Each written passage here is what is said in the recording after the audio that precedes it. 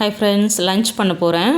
இன்றைக்கி மோர் குழம்பு தான். தேங்காய், பச்சை மிளகாய், இஞ்சி, வெள்ளைப்பூண்டு, ஜீரகம் போட்டு நல்லா விழுதாக அரைச்சி வச்சுட்டு, தயிரை நல்லா மோர் மாதிரி கடைஞ்சி எடுத்துட்டு, நல்லா கட்டி விழாமல் எடுத்துக்கிட்டு, அதில் 2 ஸ்பூன் கடலை மாவு, உப்பு, மஞ்சள் பொடி சேர்த்து நல்லா கரைச்சிட்டு, அந்த அரைச்சி வச்ச விழுதை சேர்த்து நல்லா கலந்து விட்டுட்டு கடவுள் பருப்பு தாளித்தா மோர் குழம்பு ரெடி ஆகிடும்.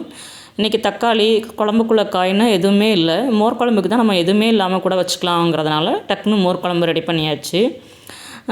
எல்லாம் நல்லா கட்டி விடாமல் கரைச்சி வச்சுட்டு கடுகுளுந்தம்பருப்பு, கருவேப்பிலை போட்டு கலந்து வச்ச அந்த மோரை ஊற்றினா லைட்டாக கொதித்து வரும்போது இறக்குனா மோர் குழம்பு ரெடி ஆயிடும். இதுக்கு சைடிஷாக பீர்க்கங்காய் பொரியல் வச்சுருக்கேன். அதில் நம்ம உருளைக்கிழங்கு மாதிரி வத்தல் பொடி போட்டு தேங்காய் பூ போட்டு இறக்கியாச்சு. லஞ்ச் டக்குன்னு ரெடி ஆகிடுச்சு. கையோட பாத்திரத்தை கழுவி வச்சிடலான்னு காலையில் கழுவி வச்ச பாத்திரத்தை அடுக்கி வச்சுட்டு அடுத்த செட் பாத்திரம் கழுவுறதுக்காக ரெடி பண்ணிகிட்டு இருந்தேன். அதுக்குள்ளேயும் மோர் குழம்பு, காய் ரெண்டுமே ரெடி ஆகிடுச்சு. வேலையும் முடிஞ்சிருச்சு. என்கிட்ட கேட்டால் ரசத்தை விட மோர் குழம்பு ரொம்ப ஈஸின்னு சொல்லுவேன். ரசத்துக்காவது பருப்பு வைக்கணும், காய் வைக்கணும். சில சமயம் மோர் குழம்புக்கு நம்ம ஊறுகாவோ இல்லை சிப்ஸோ வச்சு கூட சாப்பிட்டுக்கலாம்.